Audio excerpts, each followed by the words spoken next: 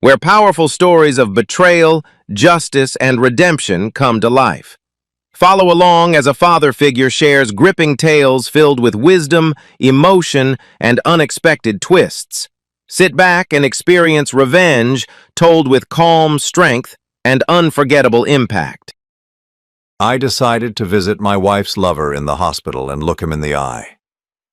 When I opened the door to his room, I turned ghost pale at what I saw. I'm glad to have you here. Follow my story until the end and comment the city you're watching from so I can see how far my story has reached. My name is Bruce Kellerman, and at 62 years old, I thought I knew everything about my life. I thought I knew my wife Margaret, the woman I had shared 35 years with, the woman who made my coffee every morning and kissed my cheek before I left for work. I thought I understood the rhythm of our days, the comfortable silence of our evenings, the way she hummed while folding laundry on Sunday afternoons. I was wrong about everything. It started on a Tuesday morning in March. Margaret had left her phone on the kitchen counter while she showered, something she never did. The screen lit up with a message, and without thinking, I glanced over. The name that appeared made my stomach drop. David. Can't wait to see you again. Last night was incredible. My hands trembled as I picked up the phone. I told myself there had to be an explanation. Maybe it was work-related. Maybe David was a client at the real estate office where Margaret worked part-time. But deep down, in that place where truth lives before we're ready to face it, I already knew. I scrolled up through their conversation, each message feeling like a knife twisting deeper into my chest. 3 months of exchanges, 3 months of "I miss you" and "when can we meet," and details about hotel rooms and stolen afternoons that made me physically sick. My Margaret. My wife of 35 years. The woman who still held my hand during movies, who worried when I was late coming home from my accounting office, who had stood by me through my father's death, my mother's long illness, the lean years when we struggled to pay the mortgage on this house, when she came downstairs 20 minutes later, hair still damp, wearing the blue robe I had bought her for Christmas. I was sitting at our kitchen table with her phone in front of me. "Bruce?" Her voice was cautious. "Why do you have my phone?" I looked up at her. This woman I thought I knew completely, and saw a stranger. "Who is David?" The color drained from her face so quickly I thought she might faint.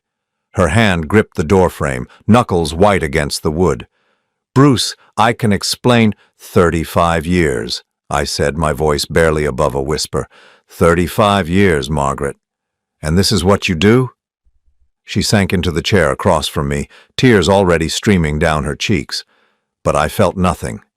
No urge to comfort her, no instinct to reach across the table like I had done thousands of times before, just a cold, spreading numbness that started in my chest and worked its way through my entire body.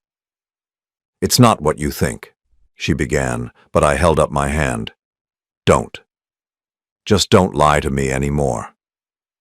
The kitchen fell silent except for the tick of the clock on the wall, the same clock we had received as a wedding gift from her parents. 35 years of mornings in this kitchen, and now it felt like a museum of a life that had never really existed. "How long?" I asked. 3 months, she whispered. "How old is he?" Her hesitation told me everything I needed to know before she answered. 28. 28.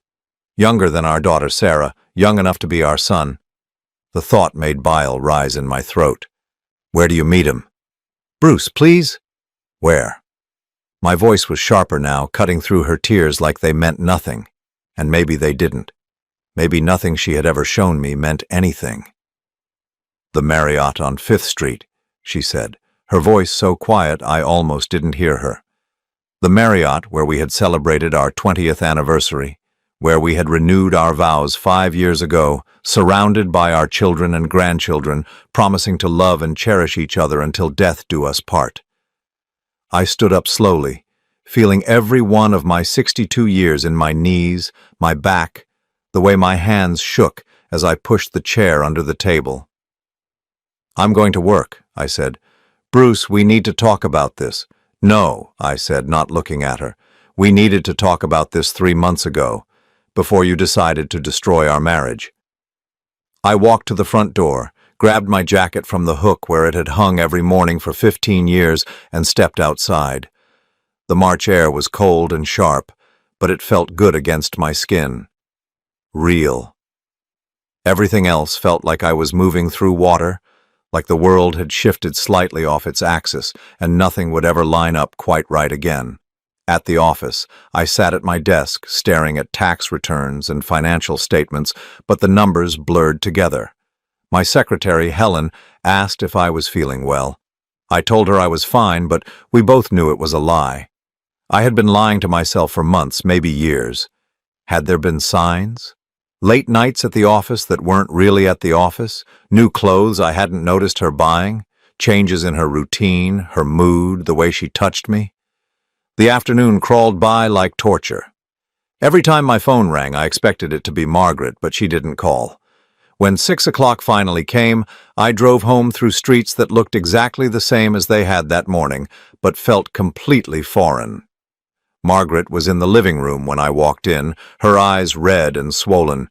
She had been crying for hours. "I ended it," she said before I had even taken off my coat. "I called him and ended it." I looked at her sitting on our couch, surrounded by the photos of our life together.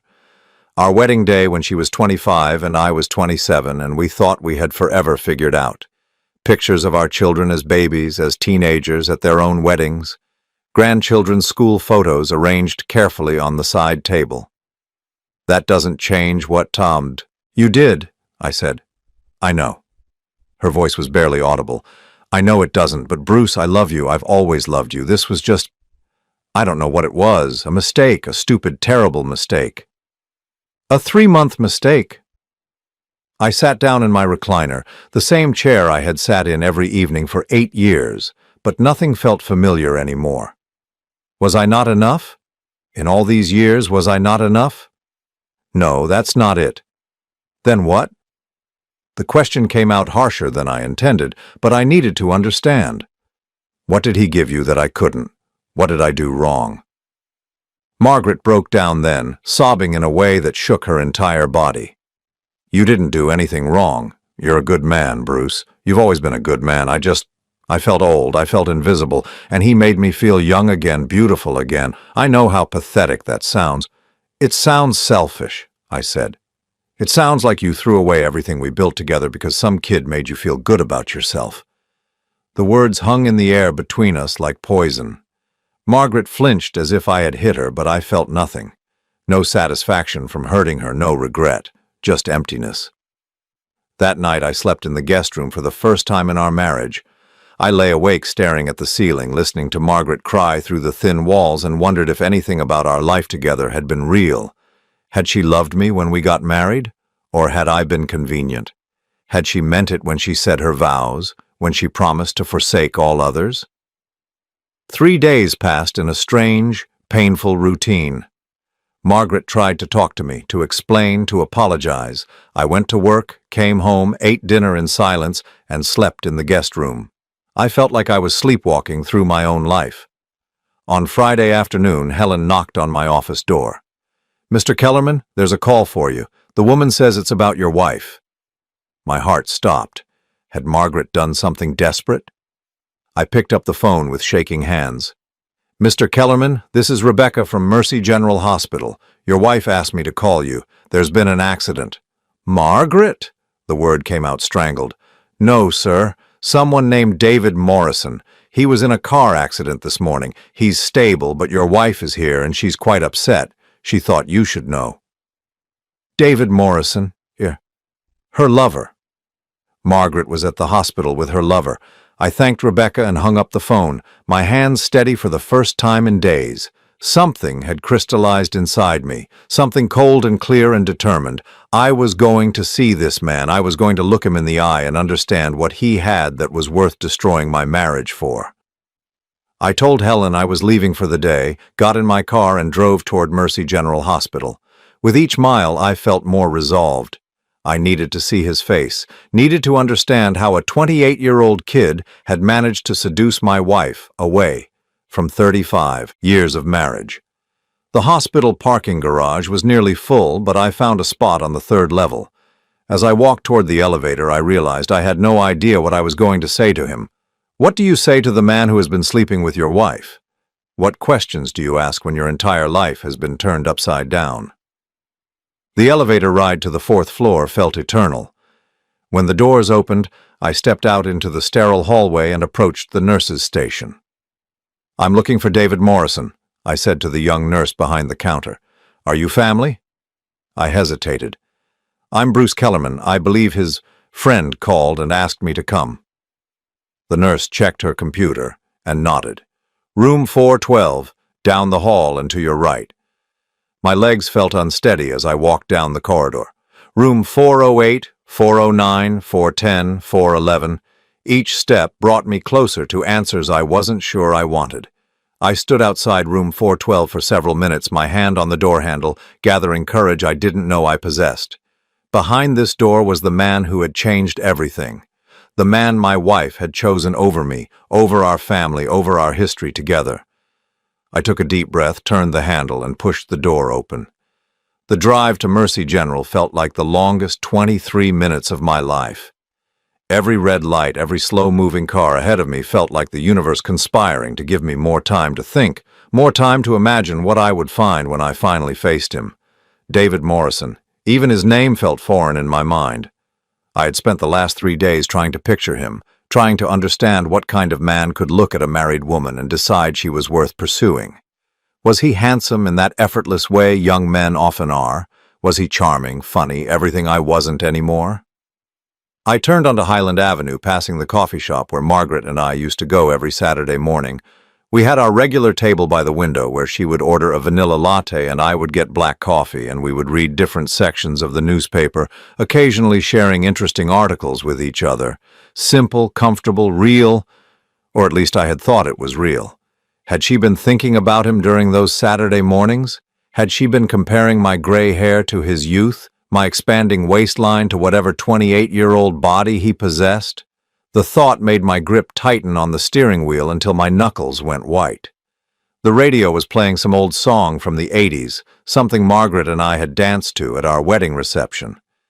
I reached over and turned it off, unable to bear the memories it stirred up.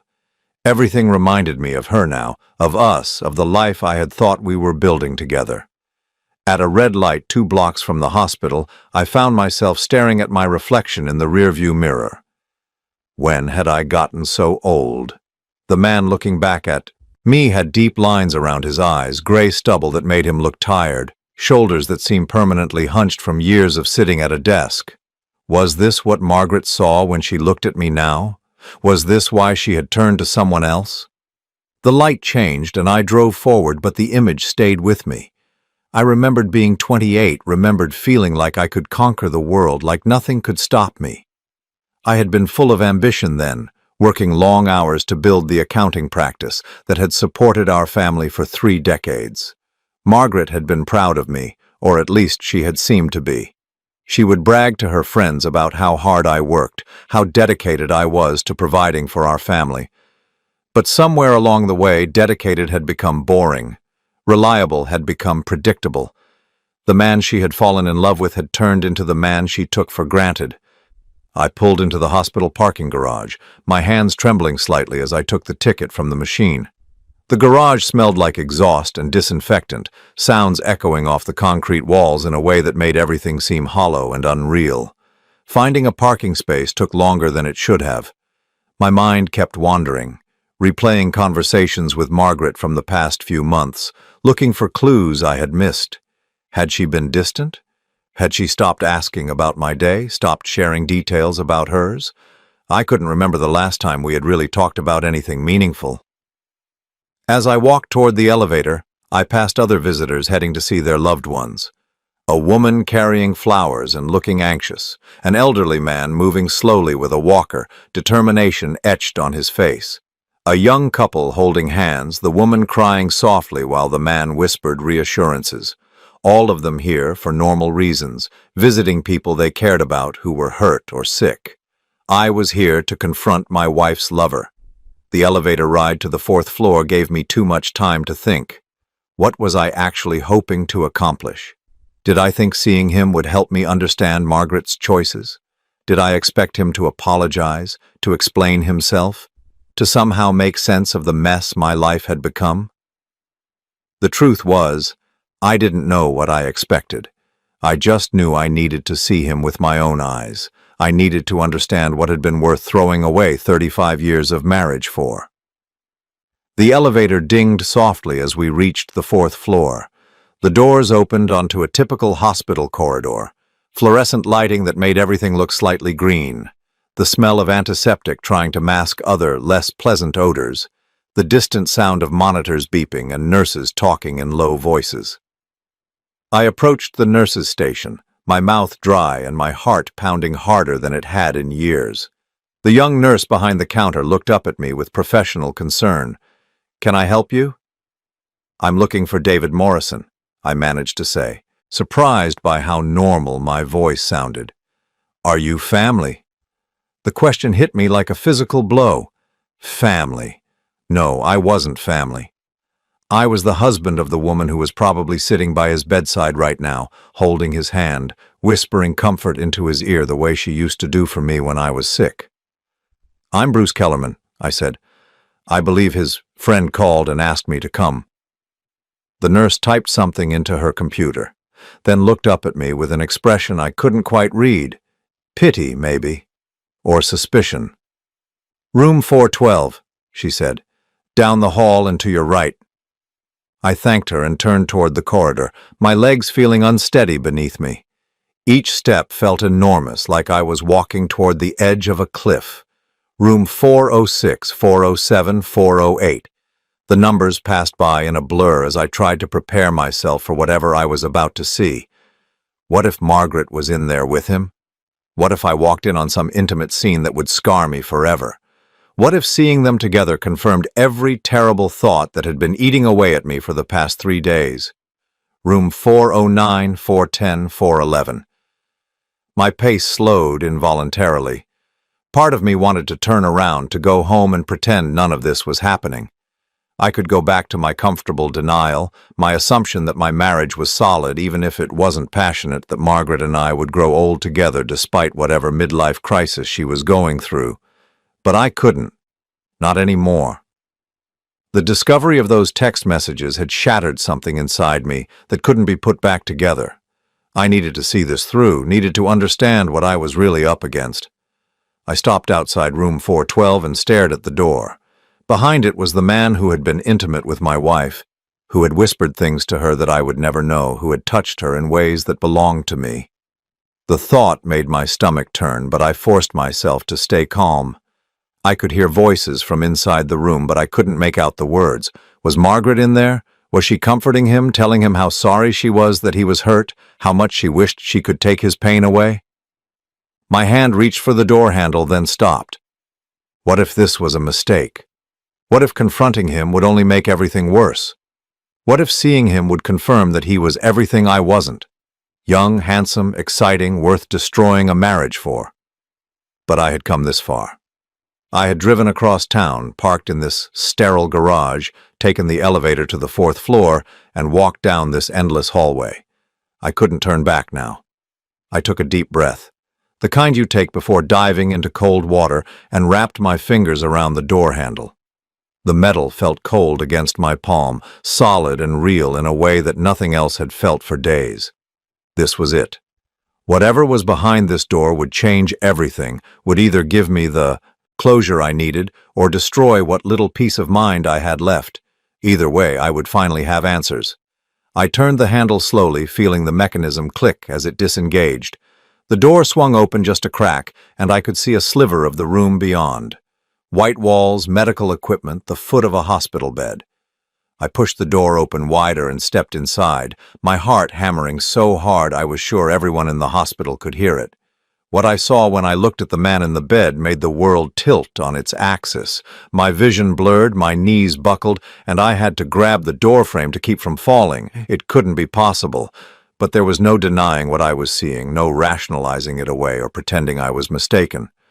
The young man lying unconscious in the hospital bed, the man my wife had been having an affair with for the past 3 months, had my face. I stood frozen in the doorway of room 412, my hand still gripping the frame so tightly that my knuckles had gone completely white. The young man in the hospital bed had my nose, my jawline, the same cleft in his chin that I had inherited from my father and had always been self-conscious about.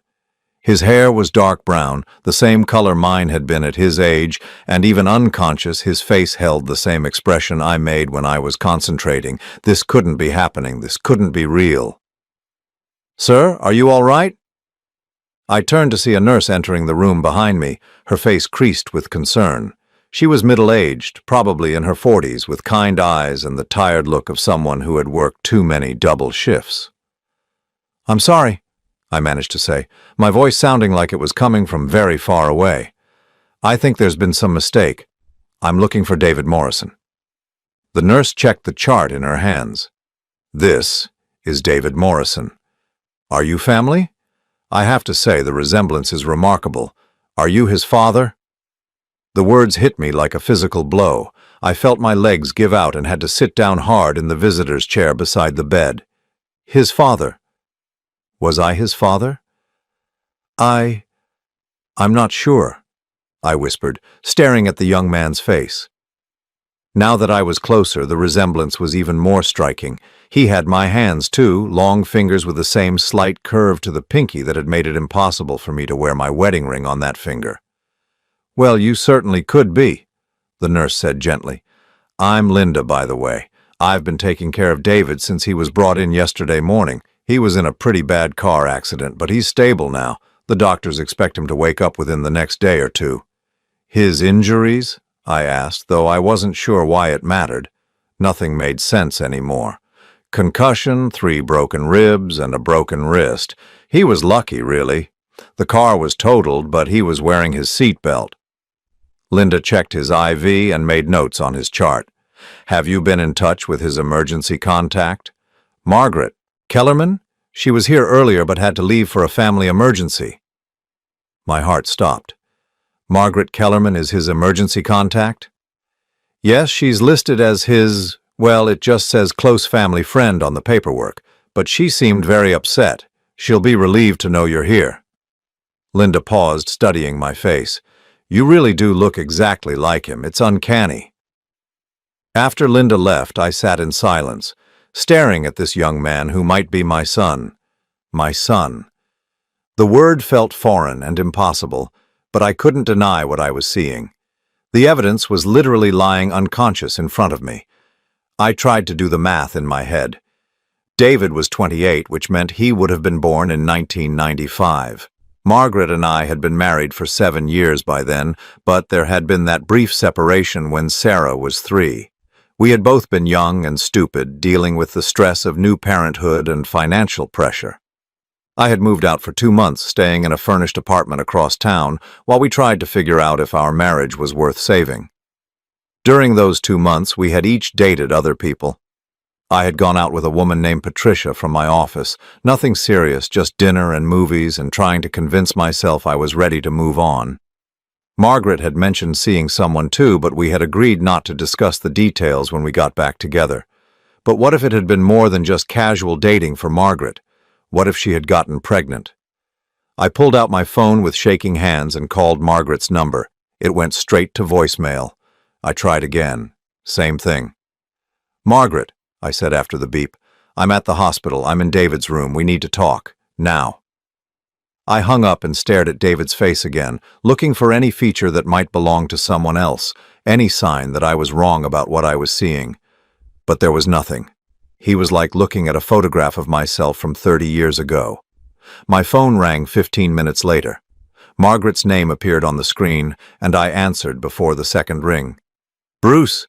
Her voice was shaky, frightened. "Is he my son?" The silence that followed was answer enough, but I needed to hear her say it. "Margaret, is David my son?" "Yes." The word came out as barely a whisper. I closed my eyes and leaned back in the chair, feeling like I was falling through space. "How long have you known?" "Since the day he was born." "And you never told me." "How could I? We had just gotten back together. You were so happy about working things out, so excited about being a family again, I couldn't destroy that. So you decided to lie to me for 28 years instead. Bruce, please. Does he know? Another long pause. Yes. He's known since he was 18. His adoptive father told him the truth before he died. Adoptive father. Of course. Margaret would have had to give him up, would have had to pretend he didn't exist, so we could rebuild our marriage. The cruelty of it was breathtaking. He sought you out, didn't he? I said, pieces of the puzzle falling into place. That's how this whole thing started. He found you. Yes, about 6 months ago, he wanted to meet me, to understand why I gave him up. It was supposed to be just coffee, just one conversation, but she trailed off. But you started sleeping with him instead. It wasn't like that. It wasn't supposed to happen. We were just talking, and he was so angry, so hurt about being given away. And he reminded me so much of you when you were young, the way you used to look at me, the way you used to make me feel important and beautiful and... Stop. I couldn't listen to anymore. The woman I had loved for 35 years had been having an affair with our son who didn't know I was his father. Our son who had been raised by another family while I lived in ignorance just 20 miles away. Does he know about me? I asked. Does he know I'm his biological father? No, I never told him your name. He knows his father was someone I was seeing during our separation, but I never gave him any details. I couldn't risk him finding you. Risk him finding me. As if having a relationship with his actual father would have been some kind of catastrophe. I looked at David lying in the hospital bed, tubes and wires connected to his unconscious body, and felt a rage so pure and devastating that it took my breath away. This young man was my son, and I had missed everything. His first steps, his first words, his first day of school, teaching him to drive, helping him with homework, watching him graduate, being there when he needed a father. All of it stolen from me by the woman I had trusted with my entire life. Bruce, are you still there? I'm here. What are you going to do? I stared at my son's face, memorizing every detail I had been denied the chance to watch develop over the years. I don't know yet. Please don't tell him, please. It would destroy him. Destroy him or destroy you? Both, probably, but mostly him. He's been through so much already, Bruce. Finding out that we've been... She couldn't finish the sentence. That you've been sleeping with your own son. God, when you say it like that, that's what it is, Margaret. That's exactly what it is. I hung up the phone and sat in the quiet hospital room, listening to the steady beep of David's heart monitor. My son's heart monitor. The son I had never known existed, who had been raised by strangers while his biological parents lived their comfortable lie just a few miles away. A soft knock at the door interrupted my thoughts. Linda poked her head in. Mr. Kellerman, I'm sorry to bother you, but visiting hours are almost over. You're welcome to stay a little longer if you'd like, but I wanted to let you know. Thank you, I said. Linda, can I ask you something? Of course. How long has Margaret been coming to visit him? Since yesterday, when he was admitted. She was here most of the night and again this morning until she got that family emergency call. Linda hesitated. She seemed very close to him. I assumed they were related, but the paperwork was a little unclear. What did she tell you about their relationship? Just that she was a close family friend who had known him since he was born. She was very emotional, kept saying it was her fault somehow. Linda studied my face carefully. Is everything all right? You look like you've seen a ghost. Something like that, I said. Thank you, Linda. You've been very helpful. After she left, I sat with David for another hour, watching him breathe, studying his features, trying to imagine what kind of person he had become. Was he kind? Was he smart? Did he have my stubborn streak, my tendency to overthink everything? Did he like baseball the way I had at his age? Did he have Margaret's laugh? As the sun set outside the hospital window, casting long shadows across the room, I realized I was facing an impossible choice. I could tell David the truth when he woke up, could claim my place as his father and try to build some kind of relationship with him. But that would mean revealing that he had been having an affair with his own biological mother, a truth that might genuinely destroy him. Or I could stay silent, could let him go on believing that Margaret was just a family friend, could protect him from a truth that might be too devastating to bear. But that would mean walking away from my only chance to know my son, to be part of his life in any meaningful way. Either choice felt like it would destroy someone. The question was whether I was willing to sacrifice my own need for a relationship with David to protect his sanity. I looked at his peaceful face one more time, then stood up and walked to the window. The parking lot below was nearly empty now, just a few cars scattered under the harsh fluorescent lights. Somewhere out there, Margaret was probably sitting in her car or at home, waiting for me to decide what to do with the truth that could unravel everything. David would wake up tomorrow or the next day, expecting to go back to his life, never knowing that his world had already been turned completely upside down. I pressed my forehead against the cool glass and closed my eyes, feeling the weight of 28 years of lies settling on my shoulders like a heavy coat I couldn't remove. I didn't sleep that night. I sat in my home office, the same room where I had spent countless evenings working on tax returns and financial reports, staring at the wall and trying to process what I had learned. Every few minutes I would pick up my phone to call Margaret, then set it down again without dialing. What was there left to say? By morning, I had made my decision. I needed to see her face when we talked about this. I needed to understand how she had lived with this secret for nearly 3 decades, how she had looked me in the eye every day knowing that my son was out there somewhere, growing up without me. Margaret was in the kitchen when I came downstairs, still in her robe, holding a cup of coffee with shaking hands. She looked like she had aged 10 years overnight. Her face was pale and drawn, her eyes red from crying or lack of sleep or both. "How long have you been up?" I asked, pouring myself coffee from the pot she had made. "I never went to bed." Her voice was hoarse. "I kept waiting for you to come home." I needed time to think. We stood on opposite sides of the kitchen island, the same granite countertop where we had eaten breakfast together for 15 years, where we had wrapped Christmas presents and helped our grandchildren with art projects and lived out the ordinary moments of what I had thought was an honest marriage. "Tell me everything," I said, "from the beginning." Margaret set down her coffee cup and wrapped her arms around herself. "You remember when we separated? You had moved into that apartment on Maple Street and I was here with Sarah. I was so angry at you, Bruce, so hurt and lonely. So you started seeing someone." "I met him at the grocery store. He was a manager there, worked nights mostly. His name was Tom Morrison. He was kind to me when I felt like the world was falling apart." I remembered those 2 months as the darkest period of our marriage. We had been so young, so overwhelmed by the responsibility of parenthood and the pressure of trying to make ends meet on my starting salary. I had felt like a failure as a husband and father, and moving out had seemed like the only way to give us both space to figure out what we wanted. "How long were you together?" "Just those 2 months. It wasn't love, Bruce, it was just comfort. Someone who listened to me complain about my life and told me I deserved better." Margaret's voice was barely above a whisper. "When you called and said you wanted to come home, wanted to work things out, I ended it with Tom immediately. I thought it was over. But you were pregnant.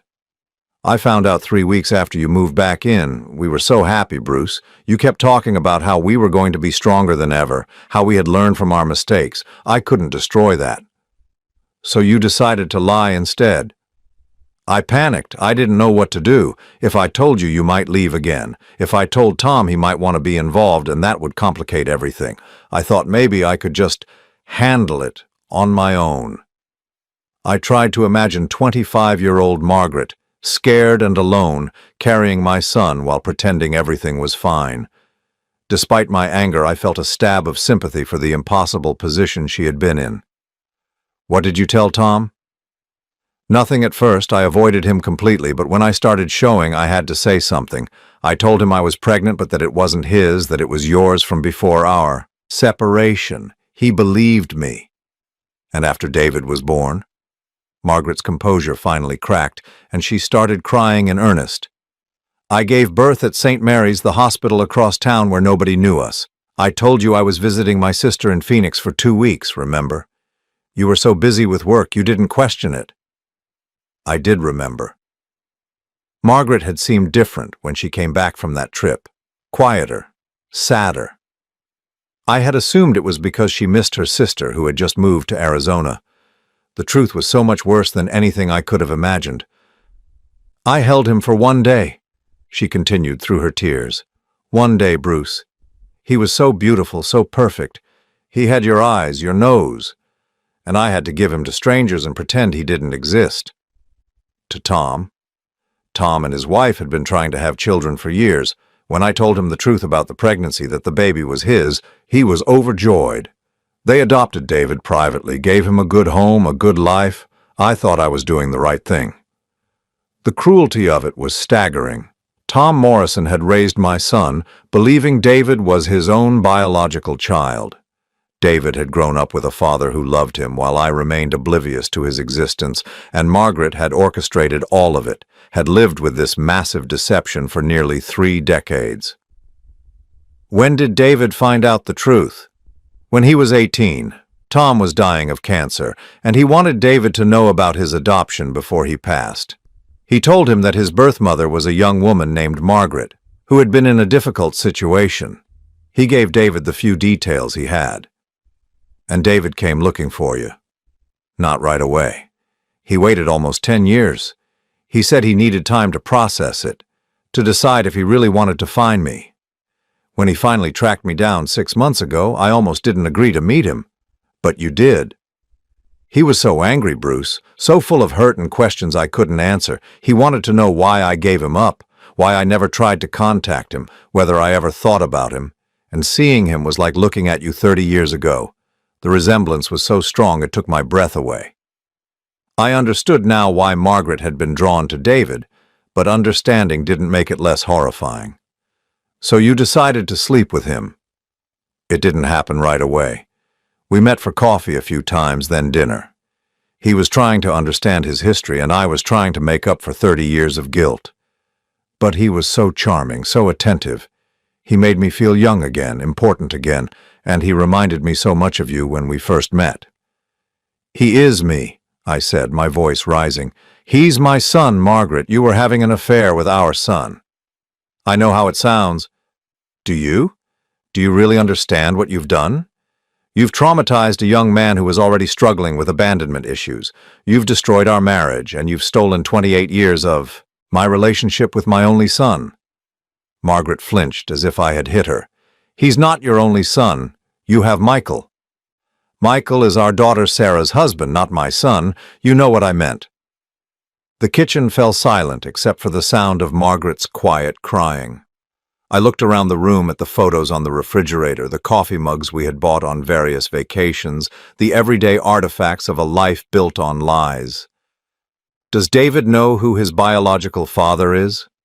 No, I never told him your name. He knows his birth father was someone I was seeing during my separation, but that's all. And he doesn't know you're married. Margaret's face went even paler. What do you mean? I mean, does he know about me? Does he know you have a husband? I told him I was divorced. The hits just kept coming. Not only had Margaret been having an affair with our son, but she had lied to him about her marital status as well. The web of deception was so complex, so multi-layered, that I wondered how she had kept track of all the lies. So in his mind, he's been dating a divorced woman old enough to be his mother. I was going to tell him the truth eventually. I just needed more time to figure out how. Time to figure out how to tell your lover that you're married to his biological father? Don't say it like that. That's what it is, Margaret. That's exactly what happened here. I walked to the kitchen window and looked out at our backyard, where we had hosted countless barbecues and birthday parties over the years, where our grandchildren played on the swing set I had built myself, where Margaret and I had talked about growing old together, about the quiet life we would have when the chaos of raising children was behind us, all of it based on a lie that had taken 30 years to unravel. He's going to wake up soon, I said without turning around. I know. And he's going to expect you to visit him. Bruce, I ended it with him. I told you that. I'm not going back to the hospital. I turned to face her. Yes, you are. You're going to go see him and you're going to tell him the truth. I can't. It would destroy him. He deserves to know. He deserves to understand why his life has been one lie after another. And what about you? Are you going to tell him you're his father? I had been wrestling with that question all night, and I still didn't have an answer. Part of me wanted nothing more than to walk into that hospital room and claim my son, to try to build some kind of relationship with him despite the impossible circumstances. But the rational part of me knew that learning he had been sleeping with his biological mother might be more than David could handle. I don't know yet, I said honestly. If you tell him, it will ruin his life. He'll never get over the shame of it. And if I don't tell him, I'll never get to know my son. I'll never get to be his father. You gave up that right when you walked out during our separation. The accusation hit me like a physical blow. I gave up that right? I didn't even know he existed. You made that choice for me, Margaret. You decided I didn't deserve to know about my own child. I was trying to protect our marriage. You were protecting yourself. You were covering up your affair, and you didn't care who got hurt in the process. Margaret stood up abruptly, her chair scraping against the floor. I need some air. I can't do this right now. You don't get to run away from this, not anymore. You've been running from the truth for 28 years, and look where it's gotten us. But she was already walking toward the door, grabbing her car keys from the hook by the garage entrance. Where are you going? I called after her. To the hospital, she said without turning around. Someone needs to be there when David wakes up. The door slammed behind her, leaving me alone in the kitchen with the wreckage of everything I had thought I knew about my life. Through the window, I watched her back out of the driveway and disappear down the street, heading toward a confrontation that would change all of our lives forever. I poured myself another cup of coffee and sat down at the kitchen table, my hands shaking as I tried to process the magnitude of what lay ahead. In a few hours, David would wake up, and the complicated dance of deception that had kept our lives stable for nearly 3 decades would finally come to an end. The question was whether any of us would survive the truth. I waited 2 hours before following Margaret to the hospital. I told myself I needed time to think, to prepare for whatever confrontation awaited us, but the truth was, I was terrified. Terrified of seeing David awake, terrified of looking into his eyes and seeing my own face staring back at me, terrified of the choice I would have to make between protecting him and claiming my right to be his father. The drive to Mercy General felt different this time. Yesterday, I had been going to confront my wife's lover. Today, I was going to see my son for the first time as his father, even if he would never know it. The elevator to the 4th floor seemed to move in slow motion. When the doors opened, I could hear voices coming from the direction of David's room. Margaret's voice, strained and emotional. A male voice I didn't recognize. Weak, but animated. David was awake. I approached room 412 slowly, my heart pounding so hard I was sure the nurses could hear it from their station. The door was partially open, and I could see Margaret sitting in the chair beside the bed, her face streaked with tears. David was propped up against pillows, his left wrist in a cast, looking pale but alert. "I don't understand," he was saying as I reached the doorway. "What do you mean you can't see me anymore? What happened? Did I do something wrong?" "No, David. You didn't do anything wrong. It's complicated." "Complicated how?" "Yesterday you were telling me you cared about me, and now you're trying to break up with me while I'm in a hospital bed. That's pretty cold, Margaret." I stepped into the doorway, and both of them looked up at me. David's expression shifted from confusion to wariness. Margaret's face went completely white. "Who's this?" David asked, his eyes moving between Margaret and me. Margaret opened her mouth, but no words came out. I could see her struggling, trying to find a way to explain my presence without revealing the truth. "I'm Bruce," I said, stepping fully into the room. "I'm Margaret's husband." The silence that followed was deafening. David stared at me, then at Margaret, then back at me, his face cycling through confusion, shock, and finally devastation. "Husband." His voice was barely a whisper. "You're married?" Margaret nodded, unable to speak. How long? 35 years, I said when Margaret didn't answer. David's face went gray. He looked like he might be sick. 35 years, Jesus Christ, Margaret, you're married. You've been married this whole time and you never told me. I wanted to, Margaret said, her voice breaking. I tried to find a way to explain. Explain what? That you're a cheating wife? That I'm the other man? David tried to sit up straighter, wincing from the pain in his ribs. Do you have any idea what this does to me? My whole life, I've been abandoned by people who were supposed to care about me. My birth mother gave me away, my adoptive father died, and now I find out that the first woman I've cared about in years is married and has been lying to me about everything. His words hit me like physical blows. My birth mother gave me away. He had no idea he was talking about Margaret, no idea that his birth mother was the same woman who had been deceiving him for months. David, please, Margaret started. No? Don't, I can't hear any more lies. David's eyes filled with tears and he turned away from her. I want you to leave, both of you. I never want to see you again. David, get out. His voice was stronger now, filled with pain and rage. Get out of my room. Margaret stood up slowly, her legs unsteady. She looked at David one more time, then walked past me toward the door. I didn't follow her immediately. I stood there looking at my son, memorizing his face, wondering if this would be the last time I would ever see him.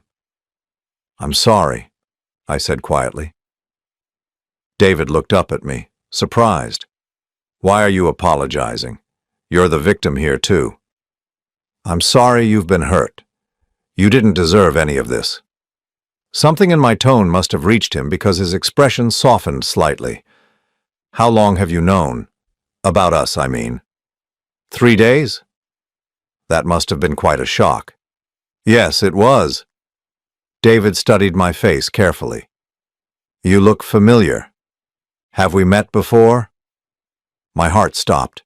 Even drugged and injured, he could sense the connection between us. No, we've never met. Huh, I could swear. He shook his head.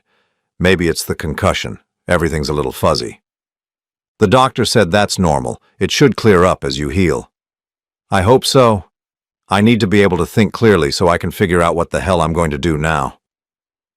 David leaned back against his pillows, suddenly looking exhausted. My whole life is a mess. I came to this city looking for answers about my birth mother, and instead I ended up having an affair with a married woman old enough to be my mother. How screwed up is that? The irony was so devastating I had to grip the door frame to keep from falling over. If only he knew how accurate his assessment really was. Can I ask you something? I said. Sure. Your birth mother. You said you came here looking for answers about her. Did you find what you were looking for? David's expression darkened. Some. Not all. I know her name was Margaret, which is probably why I was drawn to. He gestured toward the hallway where his Margaret had disappeared. I know she was young when she had me, that she was in some kind of difficult situation. I know she gave me up because she thought it was best for everyone involved. Do you resent her for that decision? I used to. I spent my teenage years hating her, imagining all the ways I would tell her off if I ever found her. But as I got older, I started to understand that maybe she really was doing what she thought was best. David looked out the window, his voice growing quiet. I still want to meet her someday, though. I want to understand why she made the choices she did. I want to know if she ever thinks about me. Every day, I thought, she thinks about you every day, and the guilt of giving you up is part of what drove her to make such destructive choices when you found her again. I hope you get that chance, I said. Yeah, me too. David closed his eyes. I'm pretty tired. I think I need to sleep now. Of course, I'll let you rest. I was almost to the door when David called my name. Bruce? Yes? I'm sorry about your wife. About what we did, I didn't know she was married, but that doesn't make it right. You seem like a decent guy, and you didn't deserve this. Thank you for saying that. Are you going to try to work things out with her? I thought about it for a moment. I don't know yet. This isn't the kind of thing you just forgive and forget. No, I suppose it isn't. David opened his eyes and looked at me. Can I give you some advice? From someone who's spent most of his life dealing with abandonment and betrayal. Sure. Don't let this turn you bitter. Don't let what she did poison the rest of your life. You seem like you have a good heart. Don't let her take that away from you. The wisdom in his words, the maturity and insight he showed despite his own pain, made me proud in a way I had never expected to feel. This was my son, and despite everything that had happened to him, despite all the lies and abandonment he had endured, he was a good man. I'll try to remember that, I said. Good luck, Bruce. I hope things work out for you. I left the hospital with tears in my eyes and a decision weighing heavily on my heart. In the parking garage, I found Margaret sitting in her car, sobbing into her hands. I got into the passenger seat without saying anything. For several minutes, we just sat there in the fluorescent-lit garage, both of us crying for different reasons. He hates me, Margaret finally said. He's hurt. There's a difference. I've ruined everything. His life, our marriage, my relationship with him, everything. You made choices, Margaret. This is the consequence of those choices. Are you going to tell him about being his father? I had been asking myself that question for the past hour, and I finally had an answer. No. Margaret looked up at me, surprised. Why not? Because he's been through enough. Because learning that he was sleeping with his biological mother might be more than he can handle. Because sometimes the truth is too cruel to share. But that means you'll never get to know him. You'll never get to be his father. I'll never get to be his father anyway, Margaret. Tom Morrison was his father. Tom raised him, loved him, was there for him when he needed guidance and support. I missed that opportunity 28 years ago, and it's too late to get it back. Because of me. Because of both of us, because we were too young and scared to handle our problems like adults, because we let pride and fear drive us apart instead of working together. I looked at her tear-stained face, this woman I had loved for so long. But mostly because you chose to lie instead of trust me with the truth. I was trying to protect our marriage. You were protecting yourself. And I understand that, Margaret, I really do. You were young and scared and in an impossible situation. But the lies destroyed more than the truth ever could have. We drove home in separate cars, and when we got to the house, Margaret went upstairs to pack a bag. She was going to stay with her sister for a while, she said. We both needed time to think about what came next. That night, I sat in my office staring at a legal pad where I had started to write a letter to David 3 different times. Each time, I had gotten a few sentences in before crumpling it up and throwing it away. What could I possibly say to him that would make any of this better? Finally, around midnight, I managed to write something that felt honest. David, I know you never want to see Margaret again, and I understand why. What happened between you was wrong on many levels, and you have every right to be angry. But I wanted you to know that your birth mother, whoever she is, loves you more than you could possibly imagine. Sometimes people make terrible choices when they're trying to protect the people they love. Sometimes those choices hurt everyone involved, including themselves. I hope you find the peace and happiness you deserve. You're a good man, and you deserve better than the pain you've been carrying. Take care of yourself. Bruce. I sealed the letter in an envelope and addressed it to David Morrison at the hospital. I would mail it tomorrow, and then I would try to figure out how to rebuild a life that had been built on lies for nearly 30 years. Outside my office window, the street was quiet and dark. Somewhere out there, David was sleeping in a hospital bed, alone and heartbroken. Somewhere else, Margaret was lying awake in her sister's guest room, wondering if her marriage could survive what she had done. And here I was, caught between my love for a woman who had betrayed me and my love for a son who would never know I existed. For the first time in my adult life, I had no idea what came next. 6 months later, I was sitting in my new apartment across town, reading the morning paper with my coffee when I saw David's name in the local business section. The headline read, "Local Marketing Executive Launches Nonprofit for Adoption Support." There was a photo of him cutting a ribbon outside a small office building, smiling genuinely for the first time since I had known he existed. I read the article twice, Learning about the organization he had started to help adoptees navigate the complex emotions and practical challenges of searching for birth parents. He had partnered with several local agencies and was already helping dozens of people find closure and healing. The article mentioned that he had been inspired by his own journey of searching for his biological family.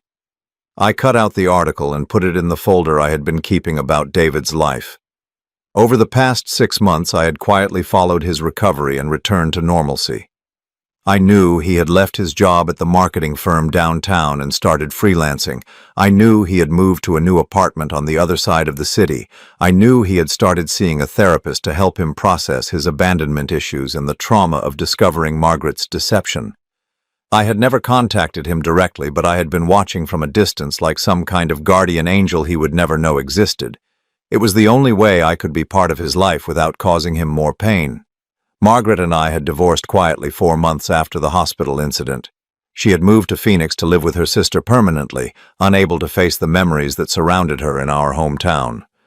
We had spoken only through lawyers, dividing up 35 years of accumulated life with the cold efficiency of legal documents. She had left me a letter on the day she moved out, apologizing again for everything that had happened and asking me to forgive her someday.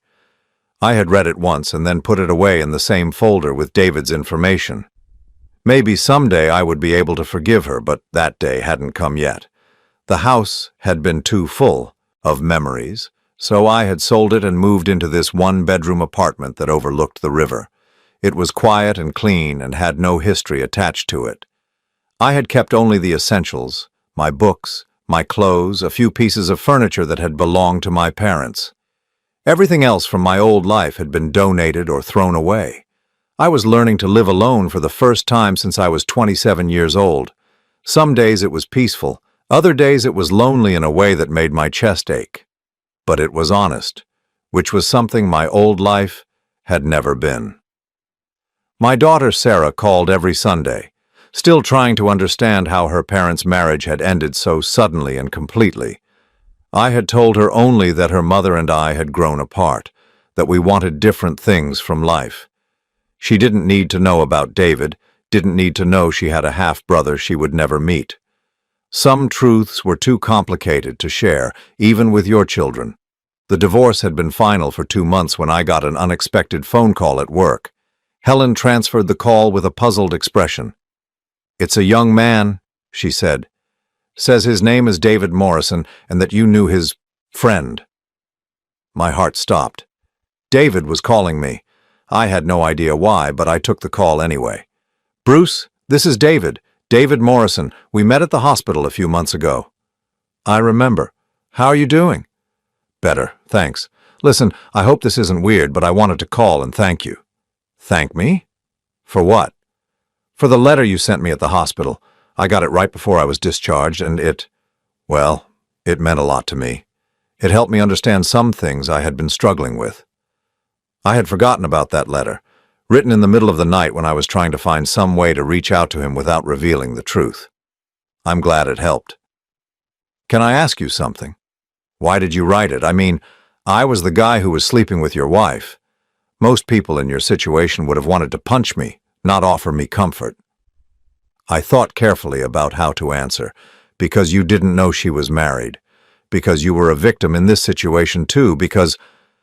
I paused, choosing my words carefully. "Because you seemed like someone who deserved kindness instead of more pain." "That's incredibly generous of you. I don't think I would have been that understanding if our roles were reversed." "Maybe you would have. Maybe you're a better person than you think you are." There was a long pause. "I wanted you to know that I started a nonprofit to help other adoptees deal with some of the issues I've been working through. That letter you wrote, about birth parents sometimes making choices to protect the people they love, it helped me see my own situation differently. I read about your organization in the paper. It sounds like important work." "It is. And I wanted to thank you because your perspective helped me find a way to channel my anger into something positive. Instead of just being bitter about being given up for adoption, I'm trying to help other people find peace with their own stories." Pride swelled in my chest, so strong it almost took my breath away.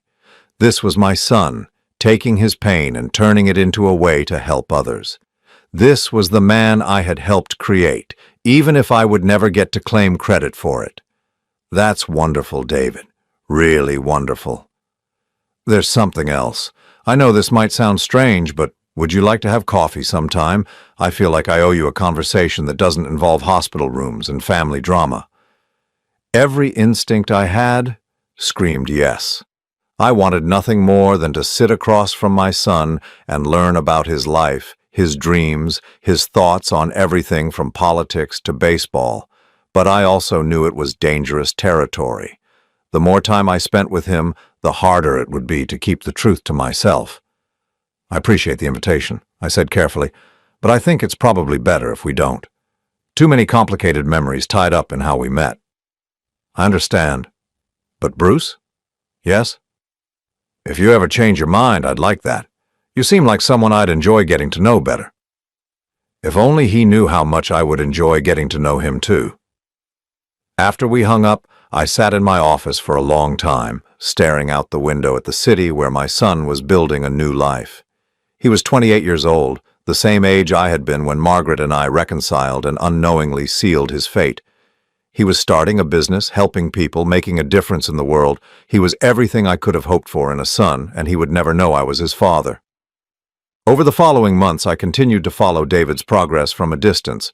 His nonprofit grew rapidly, attracting funding from several major foundations and expanding to serve the entire metro area. He was featured in magazines and invited to speak at conferences about adoption, trauma, and healing.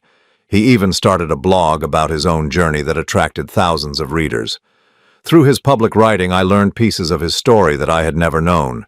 He wrote about Tom Morrison with deep love and respect, calling him the best father a boy could ask for. He wrote about the complicated grief of losing an adoptive parent while still searching for biological ones. He wrote about learning to separate his worth as a person from the circumstances of his birth. Reading his words was like getting to know my son through a window. I couldn't touch or interact, but I could observe and admire and feel proud of the man he had become, despite all the pain he had endured. 1 year after the hospital incident, I received a wedding invitation in the mail. Sarah was getting remarried to a man named Michael, someone she had met at David's nonprofit where she had started volunteering.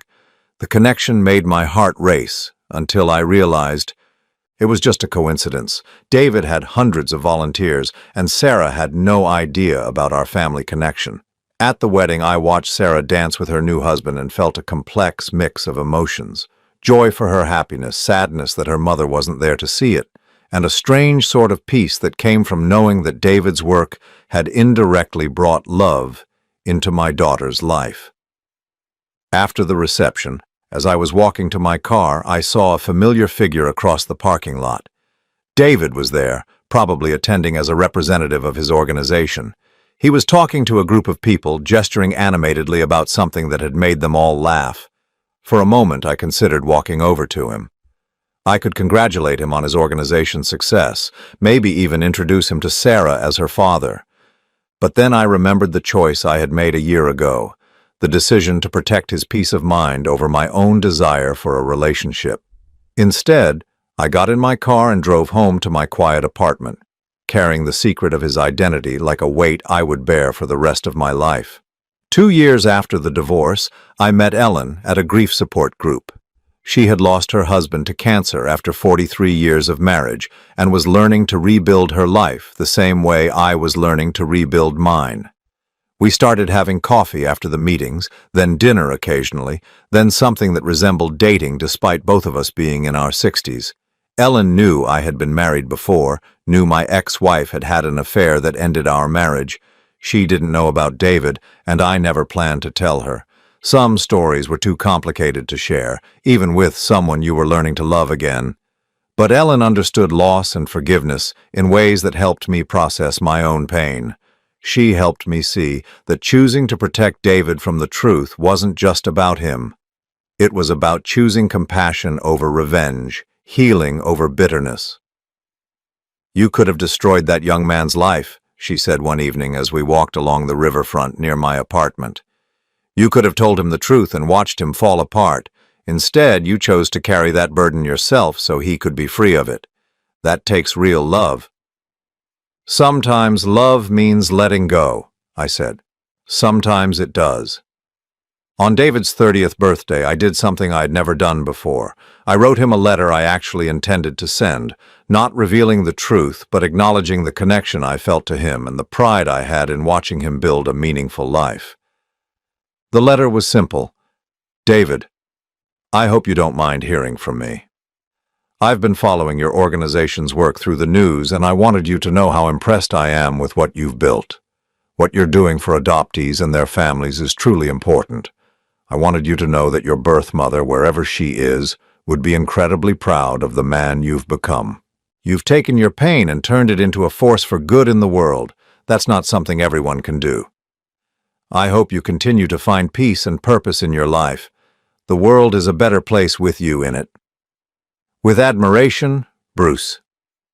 I mailed the letter and then waited nervously for a response that never came. Maybe David had thrown it away without reading it. Maybe he had read it but decided not to respond. Either way, I had said what I needed to say. 3 months later, I received a card in the mail with a simple message. Bruce, thank you for your letter. Your words meant more to me than you probably realize. I hope you've found peace too. David P.S. I kept your phone number from when you called the hospital. If you ever want that coffee, the invitation still stands.